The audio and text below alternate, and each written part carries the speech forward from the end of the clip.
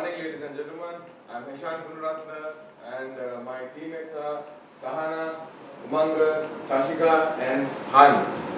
We are here to speak to you about the finance industry of Sri Lanka, and we'll be talking mainly about Arpico finance and LOLC finance.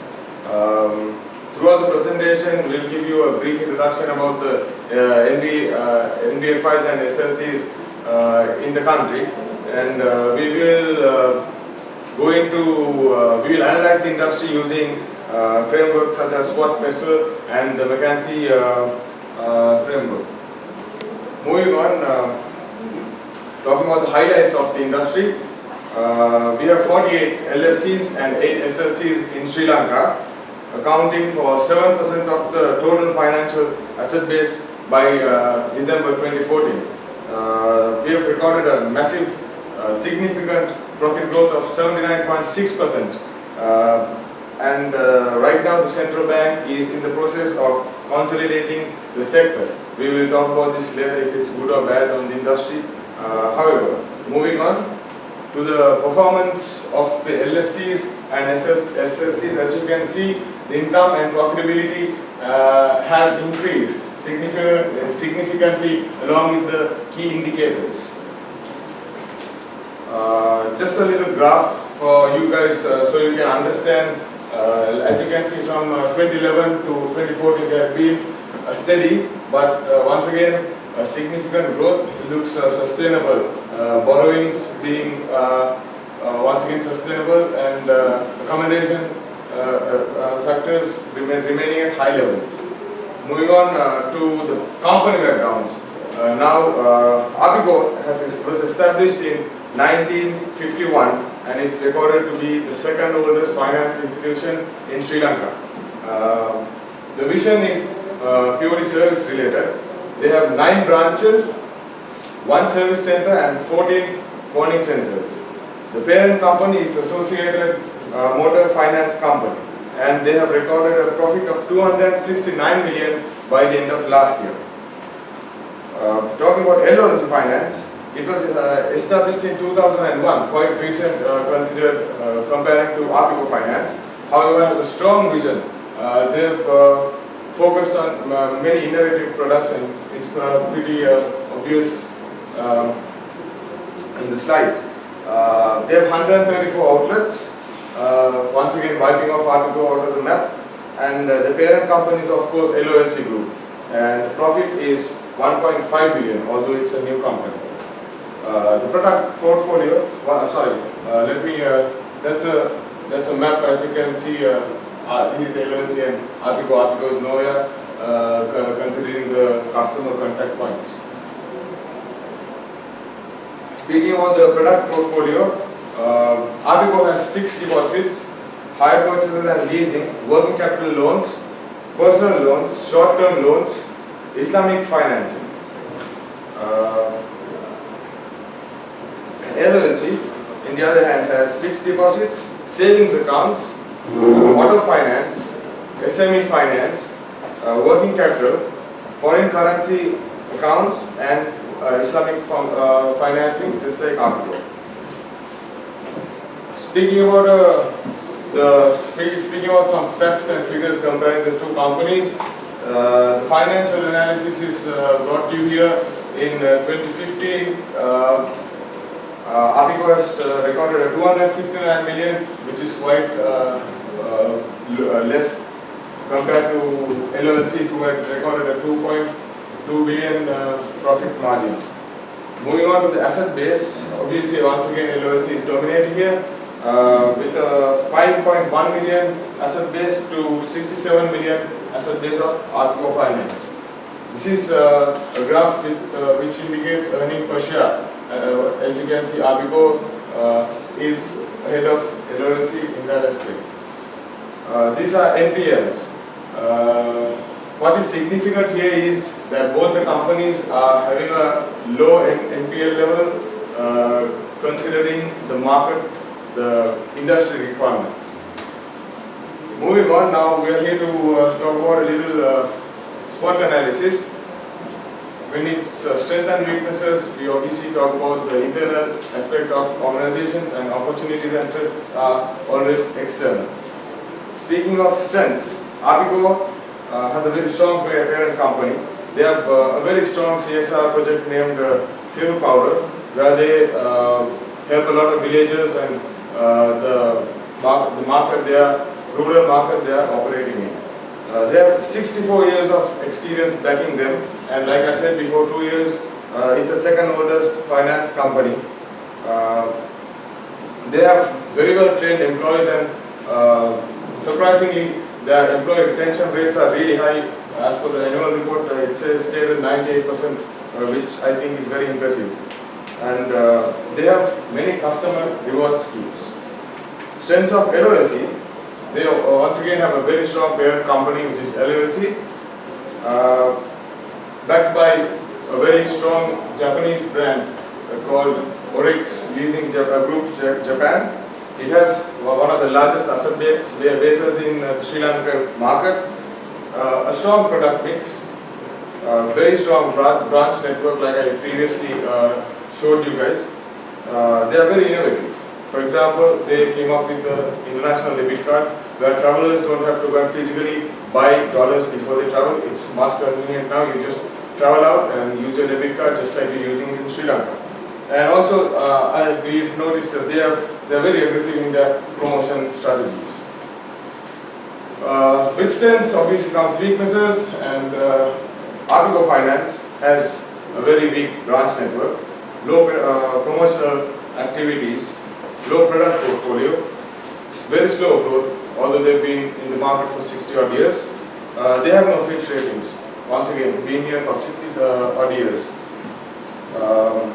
LOLC, in the other hand, had fixed ratings, but it was stripped off, which I think is a bad impact on the company. They have a very poor debt management skills, which I think was the reason for the Fitch ratings to be ripped off in the first place. This is mainly based on because they're in the agriculture business, so recovering debts is pretty hard. Talking about opportunities, once again, this is mainly we talk about the bigger picture of the industry. However, Arpico Finance, since they have not conquered the northern and eastern markets in the island, they have a clear opportunity in that aspect. The rest of the opportunities are all common to both the companies. Number one is Sri Lanka is recovering from a war, and it has a recovering economy which has a lot of potential. We have our average spending of the Sri Lankan population is increasing. We have eased up monetary regulations by the government. GDP growth rate has recorded a 7% growth, and the current budget proposals actually encourage entrepreneurship. So we'll have more banks coming in for more borrowings and financial services. Speaking about threats, once again, this is a broad picture common to both the companies. We have a clear threat from commercial banks. This is a threat of substitutes. We have a threat of foreign giants coming into the market and investing, because we obviously have a very investor-friendly environment in Sri Lanka now. We also have other financial institutions coming in with very low interest rates. Along with the central bank regulating the business, like I spoke before, I think it has a negative impact because the strict rules are getting tighter and it's getting very strict. Let me introduce my colleague Sahana to take you through the rest of the presentation. Thank you very much. Thank you, Heshan. I'll be continuing with pestle analysis. Pestle analysis is a tool that is used to analyze the external environment or the macro environment of an organization. These are the 6 elements of pestle: economical, social, legal, environmental, technological and political. Moving on, let me tell what are the political factors that affect LOLC Finance and Arpico Finance. friendly government which influences growth for private business enterprises. Now the government is encouraging the private business enterprises. Government is in the process of introducing strict financial legislations. Government has been introducing legislations like to control non-banking financial institutions by introducing new acts to avoid high interest rate which will be a threat to banks. And moving on, decisions in discouraging purchase of private motor vehicles in order to reduce traffic and traffic on roads will negatively affect demand. In this, the financial minister has also told that reducing the discouraging the private motor vehicles companies will allow will help the government to develop the roads, not giving a clear picture about future economic and financial industry restructuring activities makes business difficult to forecast and adapt. Moving on to the economical factor, comparing to 2013, in 2014 the GDP growth rate is 7.4% and in 2013 it was 7.2%. And the expected growth rate in GDP growth rate in 2015 is 6%. And as we know, the unemployment rate in Sri Lanka has been 5%, which is very low. And high income levels through increase of government budget and budgets to government employees, but the average income levels are really low. And increase of GDP per capita income is more than $3,000, which stimulates expenditure. This chart shows the macroeconomic indicators. You all can see the money supply has also, as I mentioned before, the money supply has decreased, and unemployment rate has also decreased in year 2014, and also the GDP growth is stable in past 2 years, and the inflation rate has also gone down. And this is the domestic saving and expenditure percentage of GDP. In this, as you can see, the consumption has increased and the investments have also increased as the domestic savings has increased. Because of that, the consumption of customers have also increased. Interest rates are on decline. As you all can see, according to central bank, prime lending interest rate have gone down in 2014. Therefore, the treasury bill yields and average weighted deposit rates have also decreased in year 2014. According to the new budget proposal in year 2016, commercial banks have been prohibited to operate leasing activities as from 1st of June 2016. If they want to operate if they want to provide leasing facility to their customers, they will have to open up a subsidiary according to the central bank policy. Leasing facilities for vehicle have also increased from rate of 70% to 90% of value, and deposits at NBFIs which are registered with central bank will have 100% government or treasury guarantee from January 2016. And moving on, the interest rates on deposits at non-banking financial institutions will be capped in order to safeguard the banks, as I told before. Establishment of financial institution restructuring agency to helping failure NBFIs. Restricting a non-banking financial institution from extending unlimited amount of expensive credit to borrowers, because central bank is has brought a new legislation that to bring down the credit borrowers unlimited amount to bring down the unlimited amount of money going out to customers for those who are looking for lending, providing credit counseling to consumers by the government, and when looking into the social factor, improved lifestyle within the country, and due to change in the lifestyle and income levels, people tend to own their personal vehicles through different financial sources rather than using public transport. As I mentioned before, the per capita income has been increasing, so people tend to bring personal vehicles, like have their own personal vehicles. Marketing campaigns can be practiced on social media platforms.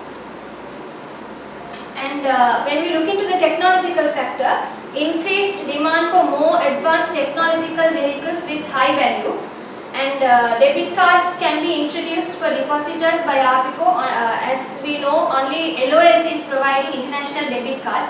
So Arpico can introduce their debit cards, international debit cards for their customers, and increase payment facilities island-wide through different outlets and payments methods. Environmental factor, environmental friendly vehicles like hybrid vehicles are in high demand. Customers are looking environmental friendly vehicles, so they tend to look for hybrid vehicles. Arpico and LOLC can look into communicating through emails and with depositors and lenders to reduce paper usage, and they can improve their reputation with both the companies by working towards environmental friendly CSR activities. As Heshan said before, they are doing many CSR activities, but they can improve it more. And when we look into the legislations, there are many legislations that govern these financial institutions. Legislation pertaining to Colombo Stock Exchange, and the licensed finance companies are governed by the Finance Business Act number 42 of 2011. And moving on, I will be talking about McKinsey's 7S model.